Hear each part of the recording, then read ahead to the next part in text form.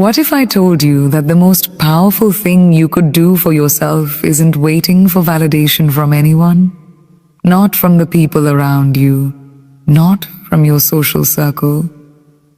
It's standing strong, beautiful, and unapologetic on your own. We live in a world that constantly tells us what beauty should look like. From magazines to social media, we are bombarded with images of flawless faces and perfect figures, all carefully curated to fit a certain ideal. It's easy to get lost in these external definitions of beauty, thinking that unless we match the images we see, we are somehow less than. Here's the truth. Beauty is not a checklist of physical attributes. It's not confined to a size, a shape, or a look that fits neatly into a societal mold. Real beauty is far more complex and powerful than that. It comes from within. True beauty cannot be measured by your appearance or your social standing.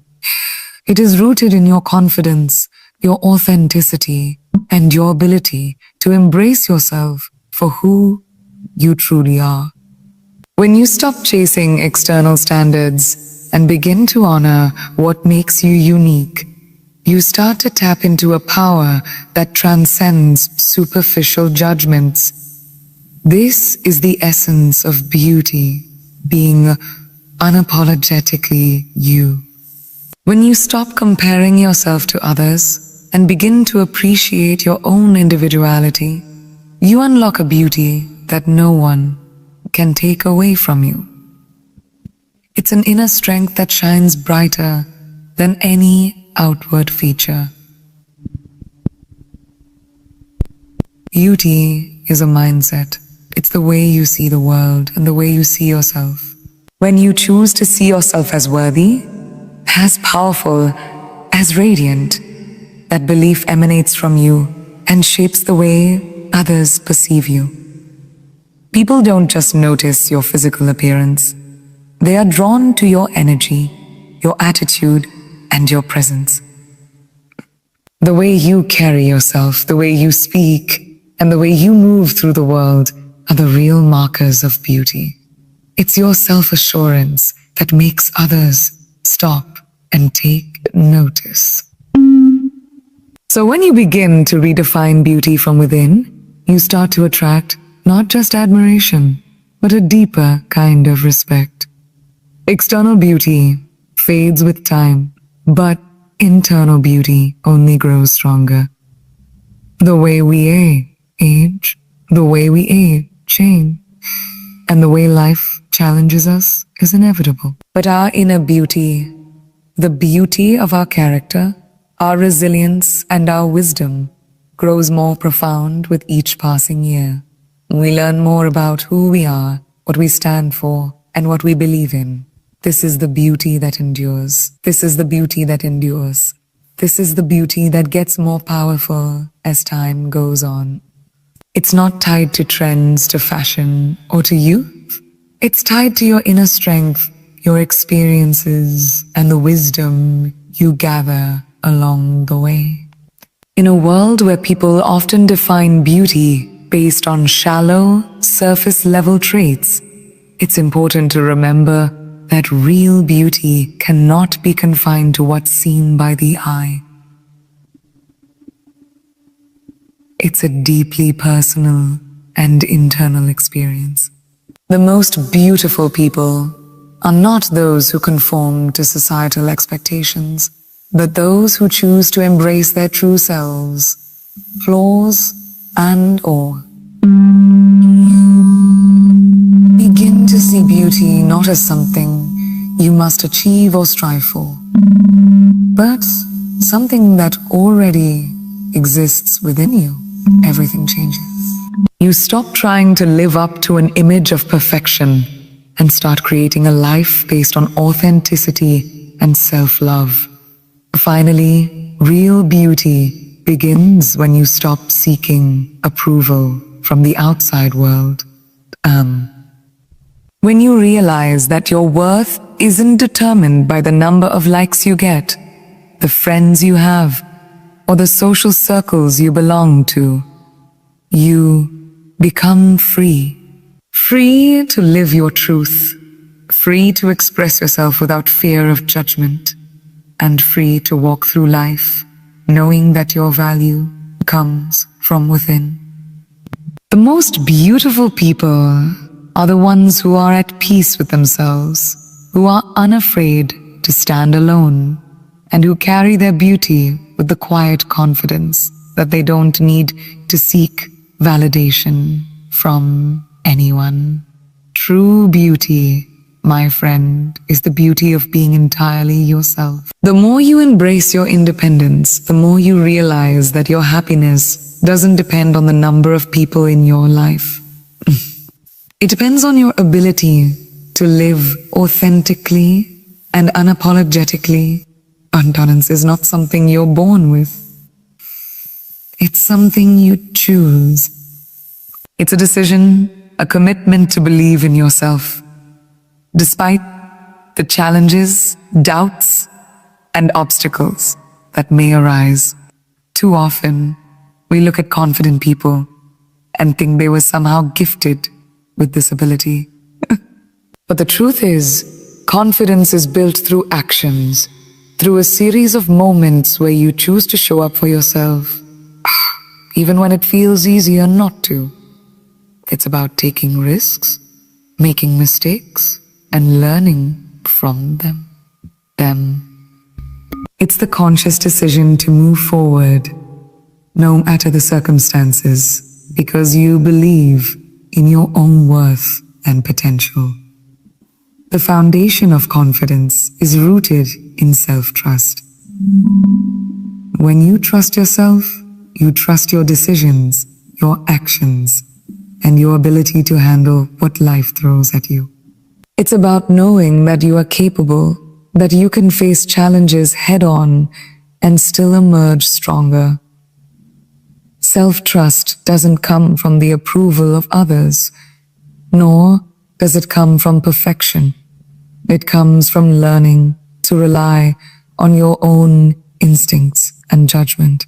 Every time you trust yourself, every time you make a decision and follow through with it, your confidence grows.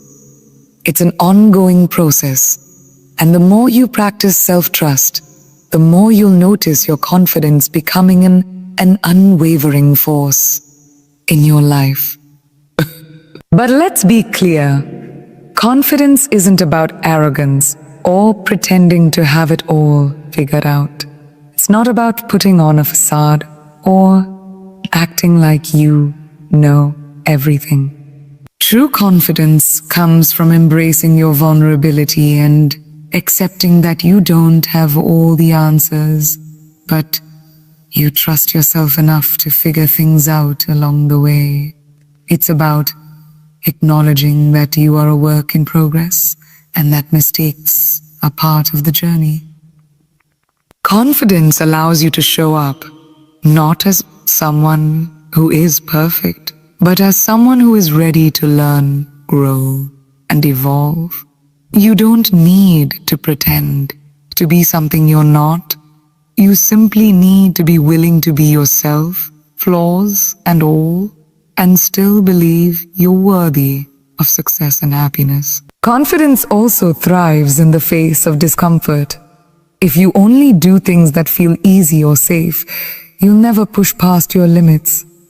Confidence grows when you step outside of your comfort zone, when you face fear and do it anyway. The first time you step into the unknown, the first time you take that leap of faith, you might feel fear or uncertainty. But with each step forward, you prove to yourself that you can handle the unknown. The more you face discomfort and challenge, the more you expand your capacity for confidence. It's not about avoiding fear. It's about feeling it and moving forward anyway.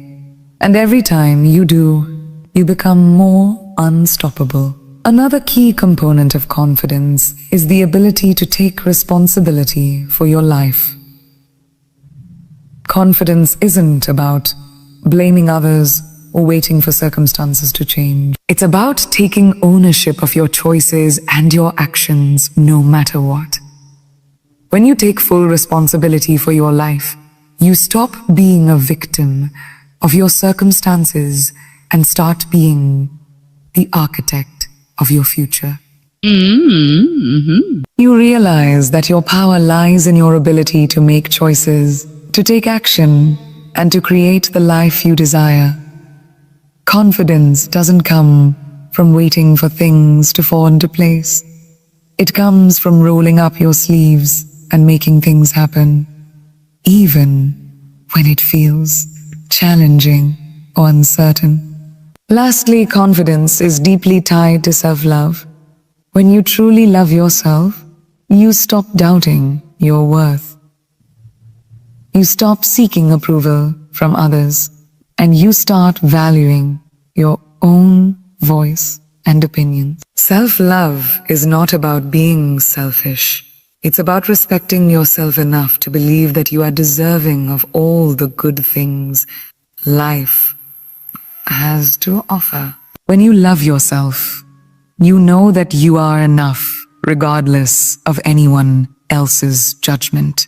You don't need anyone else's validation to feel whole. The love you have for yourself becomes the fuel that drives your confidence, giving you the strength to face whatever challenges come your way, and to do so with grace and conviction.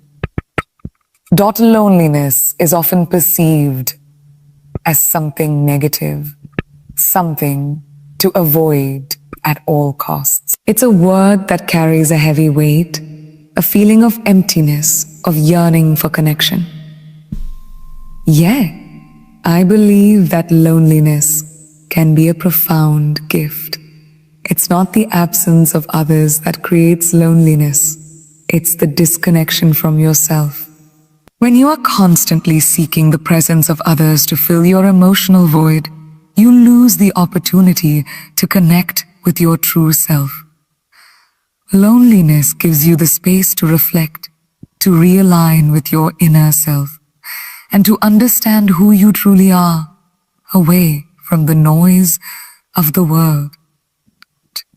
When you embrace being alone, you learn that the deepest and most meaningful relationships start with the one you have with yourself. There's a certain magic in solitude. It allows you to become fully aware of your thoughts, your desires, and your true aspirations. You begin to hear your own voice without the interference of others' opinions. It's in these moments that you rediscover your passions, your purpose, and your strength. Being alone doesn't mean being disconnected from the world. It means being deeply connected to yourself. And from that place of self-awareness, you can build stronger, more authentic connections with others. The power of being alone lies in the clarity it provides.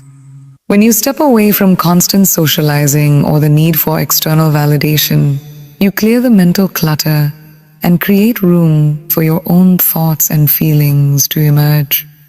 The world often pulls us in so many directions: family, friends, social media, work, that we forget what we truly want and need.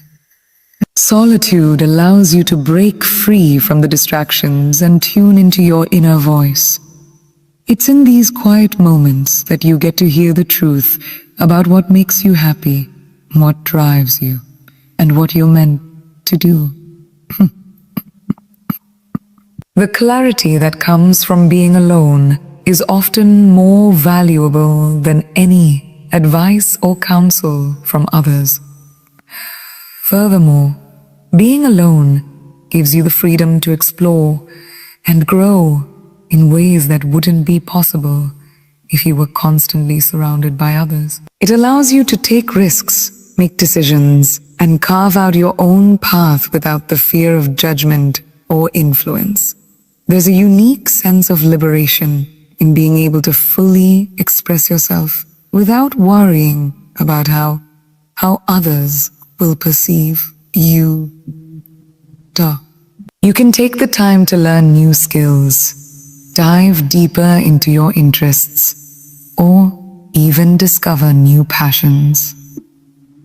When you're not constrained by the expectations of others, you give yourself permission to expand, to evolve, and to transform into the person you're meant to be. But there's more to being alone than just self-discovery. It's also about self-reliance. When you're alone, you become your own source of comfort and support. You learn to rely on your own strength, to get through tough times, to celebrate your own victories, and to comfort yourself during moments of doubt. This doesn't mean that you don't need others, or that you should isolate yourself completely. It means that you've developed the inner resilience to weather life's storms without depending on others for your emotional stability. You become your own anchor, and in doing so, you build an unshakable sense of self-confidence. The beauty of solitude is that it teaches you to enjoy your own company. It's easy to feel lonely in the absence of others, but once you learn to enjoy being alone, you realize that loneliness isn't about the absence of people. It's about the absence of self-acceptance. You can spend time doing things you love, exploring new interests, or simply sitting in silence without feeling the need for constant interaction. This self-contentment doesn't make you antisocial. It makes you emotionally self-sufficient. It's the kind of independence that allows you to be happy, regardless of your social circle or relationship status. Ultimately, embracing solitude allows you to build a deeper, more meaningful life. You learn to be fully present with yourself, and from that presence, you can create richer experiences with others. The key is understanding that being alone is not a reflection of your worth or your ability to connect with others. It's an opportunity, a chance to reconnect with your core, to refine your inner strength, and to cultivate the kind of deep, authentic connections that only come when you are fully at peace with who you are. Solitude is not a punishment. It is a pathway to self-realization and personal growth. And from that place, you will find that your relationships with others become more meaningful, grounded, and fulfilling. Fear has an extraordinary power over us. It holds us back, it stifles our dreams, and it keeps us stuck in a loop of indecision and self-doubt. We've all been there, standing on the edge of something new, something exciting, but afraid to take the leap. We fear judgment and we fear rejection. But here's the thing, fear is not an enemy, it's a signal. It's the point where growth begins, where transformation starts. Every time you face fear and move through it, you unlock a new level of strength and resilience. Fear isn't something to run from. It's something to lean into, because on the other side of that fear lies the life you've always wanted. It's important to recognize that fear doesn't disappear just because you've achieved success or reached a certain level of comfort. Fear is a constant companion on the path of growth. It doesn't go away. It simply evolves. The more you face fear head-on, the more you realize that it's not as powerful as it seems. We often build fear up in our minds, imagining worst-case scenarios that rarely come to pass.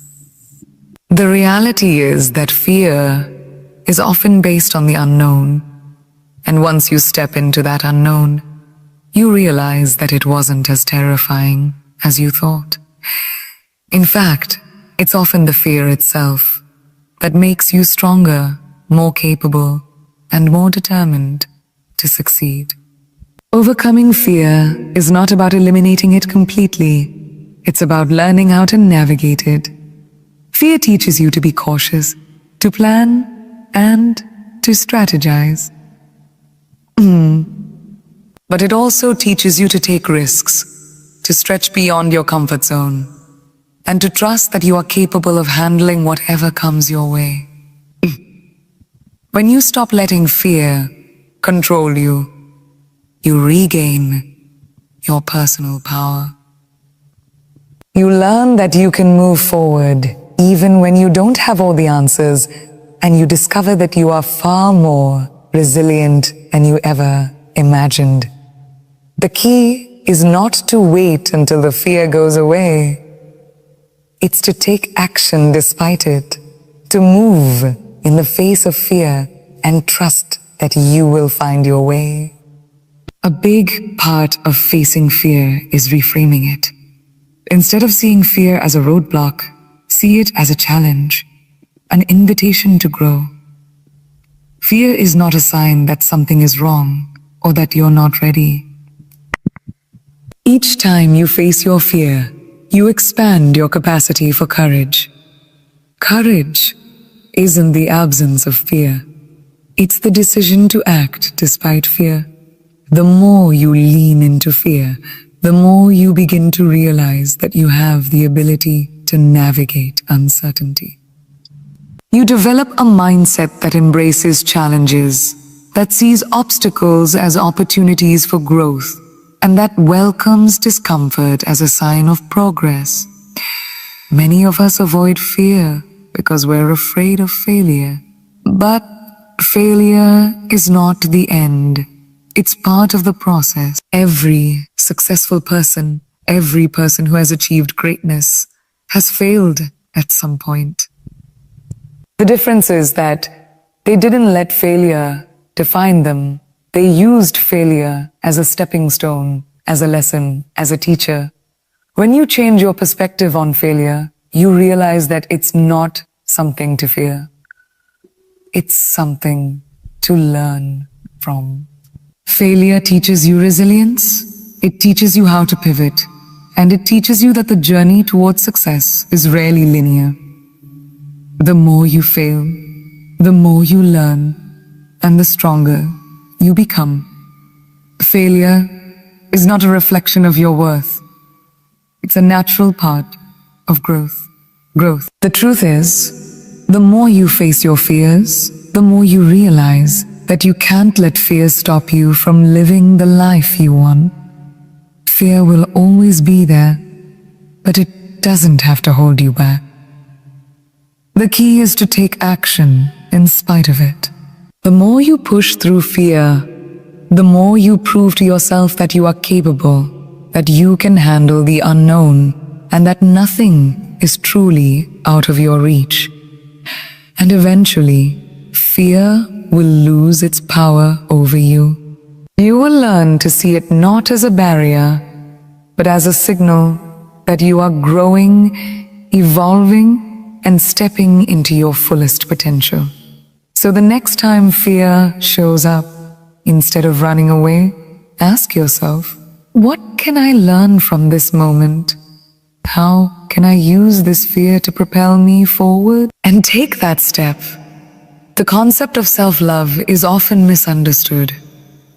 It's not about vanity or selfishness. It's about recognizing your own worth and treating yourself with the kindness, respect, and compassion you deserve.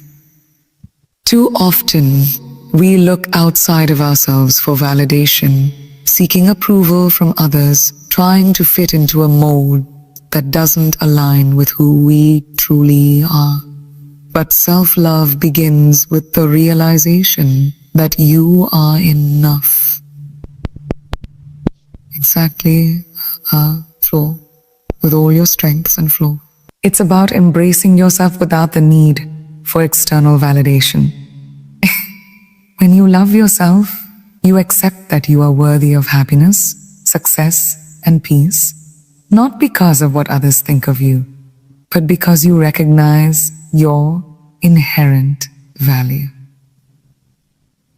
One of the most transformative aspects of self-love is learning to set boundaries. When you love yourself, you understand that it's okay to say no to things that don't serve you or drain your energy. You begin to prioritize your own well-being, even if it means disappointing others or stepping away from situations that don't align with your values. Setting boundaries isn't selfish. It's a form of self-respect. It's a way of protecting your energy and your mental health, making sure that you're not spreading yourself too thin or allowing others to take more than you can give. Boundaries allow you to create the space you need to thrive, to nurture your passions, and to focus on what truly matters to you. Self-love also means forgiving yourself. We all make mistakes, we all fall short of our expectations, and we all have moments of weakness. But self-love isn't about being perfect. It's about being compassionate with yourself when you're not. It's about understanding that you're human, that you'll stumble, and that's okay. The key is not to dwell on past mistakes, but to learn from them, grow from them, and move forward. Forgiveness allows you to release the weight of regret, the burden of guilt, and the need for perfection. When you forgive yourself, you free yourself to embrace who you are in the present moment without the constant pressure to be someone else. Another vital component of self-love is self-acceptance.